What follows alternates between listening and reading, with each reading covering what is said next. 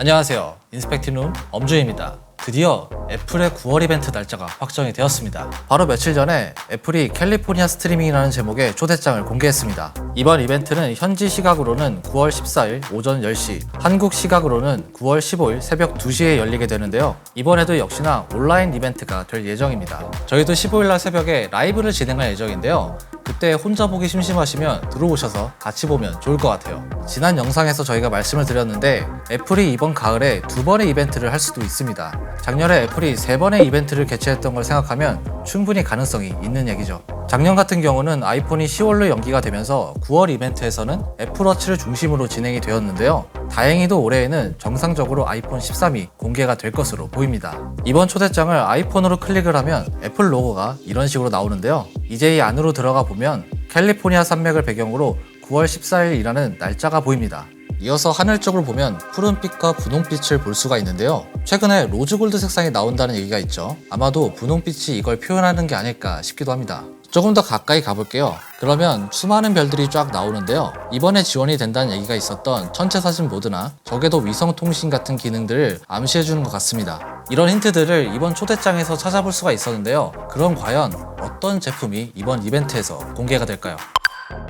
첫 번째는 애플워치 7입니다. 애플워치 7에서 가장 큰 변화는 디자인이라고 볼 수가 있는데요. 지금까지 나왔던 애플워치와는 달리 플랫한 옆면을 가진 디자인으로 나오게 될 예정입니다. 약간은 아이폰 12를 닮은 디자인으로 예상이 되는데요. 옆면뿐만 아니라 화면도 이제는 볼록하지 않고 플랫한 화면을 가지게 된다고 합니다. 크기도 달라질 것으로 보이는데요. 최근 여러 소식에 따르면 애플워치 7의 크기는 전작 대비 약 1mm 커진다고 합니다. 기존의 40mm와 44mm 대신 41mm와 45mm로 나오게 되는 거죠. 그리고 새로운 크기에 맞춘 워치 페이스도 함께 나올 예정입니다. 그동안 애플워치는 디자인의 변화가 거의 없었기 때문에 내가 옛날 걸 차고 있다가 신제품을 사더라도 뭐 거의 똑같은 느낌? 뭐 이런 느낌이었어요. 뭐 사실 남들이 알아볼 수도 없고요. 거의 나만 알고 있는 그런 사실이었죠. 나만 신제품을 차고 있다. 그런데 애플워치 7은 이번에 디자인의 변화가 굉장히 크기 때문에 기존의 애플워치를 사용하셨던 분들도 새로운 느낌의 애플워치를 경험할 수가 있을 것 같고요. 남들도 얘 신형 찾네? 딱 이렇게 알아볼 수 있을 것 같아요. 그동안 디자인 때문에 애플워치를 새로 사야 되나? 이렇게 고민하셨던 분들은 이번에 사시면 괜찮을 것 같습니다. 이외에도 배터리 용량의 증가, 새로운 S7 칩셋의 탑재, 그리고 울트라 와이드 밴드의 지원 등 다양한 업그레이드가 기대되고 있는 상황인데요. 애플워치 7의 안타까운 소식들도 함께 나오고 있습니다. 먼저 사이즈가 달라지면서 기존 스트랩이 호환되지 않을 거다, 이런 얘기들이 나오고 있어요. 맥스와인백은 애플이 더 이상 40mm와 44mm 밴드를 사용하지 않기 때문에 새로운 애플워치에서는 기존 밴드가 맞지 않을 거라고 밝혔습니다. 그리고 출시 지연 소식도 있습니다. 매년 애플은 애플워치를 9월에 출시를 해왔지만 이번에는 출시가 연기가 될 수도 있다고 합니다. 최근 니케이 아시아에 따르면 애플워치의 새로운 디자인 때문에 현재 생산에 차질이 생겼다고 합니다. 블룸버그의 마크 거먼도 이번 이벤트에서 애플워치 7이 공개가 되긴 하지만 일부 모델은 출시가 늦어지거나 굉장히 제한된 수량만 공급될 수 있다고 언급을 했어요. 마크 거먼 같은 경우는 굉장히 신뢰도가 높은 소스죠. 이 사람이 이렇게 얘기를 한 걸 보면 충분히 공급 지연이나 출시 지연의 가능성이 있어 보이는데요. 애플워치 7을 구매 예정이신 분들은 이 점을 꼭 참고하시면 좋을 것 같아요. 그리고 새로운 센서나 기능에 대한 자세한 소식은 아직까지는 없습니다. 그렇지만 애플워치의 디자인이 바뀌는 것만으로도 애플워치 역사상 가장 큰 변화라고 할 수가 있고요. 기대감이 상당히 높아져 있는 상황이기 때문에 아까 말씀드렸던 출시 지연 소식이나 스트랩 호환 문제 같은 소식들이 조금은 더 안타깝게 들리는 것 같습니다.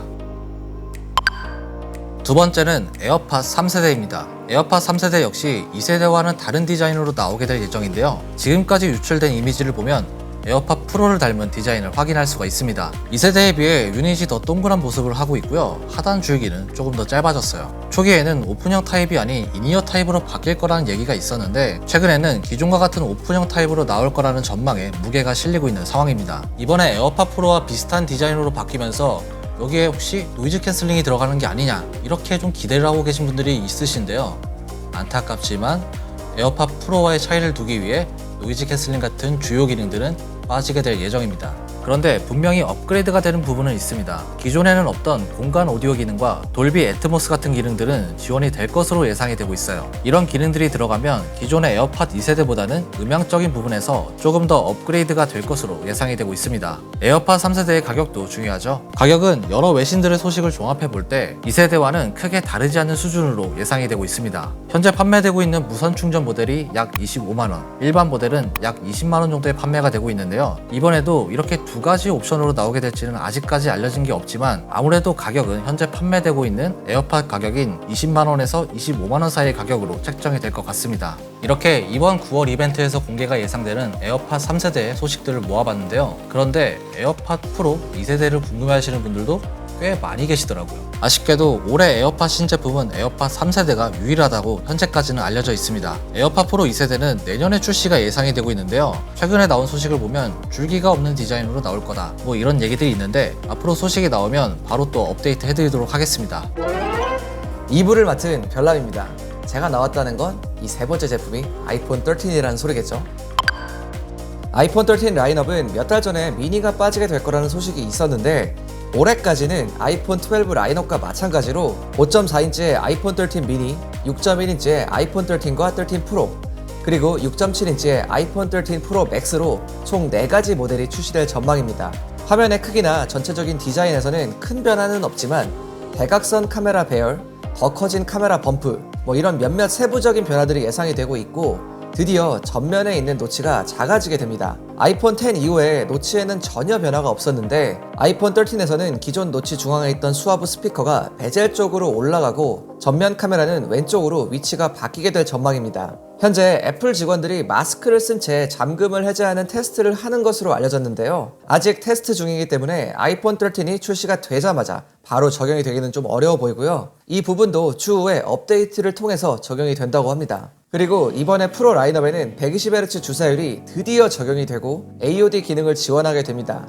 이 소식은 삼성 디스플레이에서 아이폰에 들어갈 LTPO 패널을 생산하고 있다는 소식이 알려지면서 나왔는데요. 삼성을 비롯해서 이미 많은 스마트폰 회사들이 플래그십 라인에는 고주사율을 넣고 있기 때문에 사실 애플은 좀 늦은 편이라고 볼 수가 있죠. 이 고주사율이 일반 라인업까지 다 들어가면 정말 좋겠지만 어쨌든 120Hz 주사율은 많은 분들이 바래왔던 만큼 분명히 좋은 변화라고 생각이 듭니다. 그리고 배터리의 경우도 기존 아이폰 12보다는 좀 더 큰 배터리가 탑재될 전망입니다. 현재까지 알려진 배터리 용량은 아이폰 13 미니는 전작보다 8% 늘어난 2406mAh, 아이폰 13과 13 프로는 10% 증가한 3095mAh, 마지막으로 13 프로 맥스는 4352mAh로 전작보다 무려 18% 증가한 배터리의 탑재가 될 것으로 보입니다.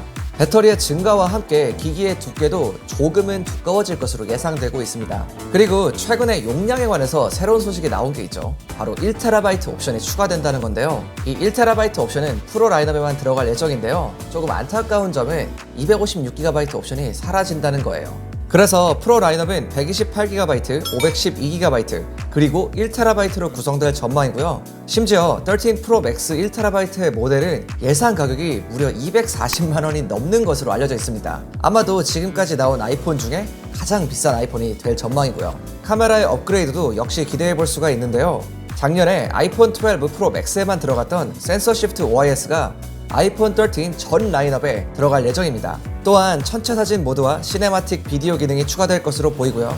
프로 라인업에는 저조도 촬영과 오토포커스가 좋아진 초광각 렌즈가 들어갈 예정입니다. 이 외에도 저궤도 위성통신 지원 가능성과 A15 바이오닉 칩셋 탑재도 예상해 볼 수가 있는데요.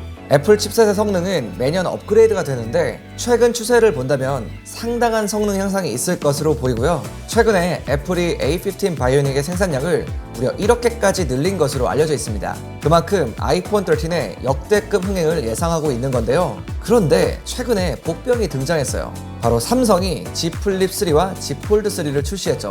이 녀석들의 인기가 정말 어마어마합니다.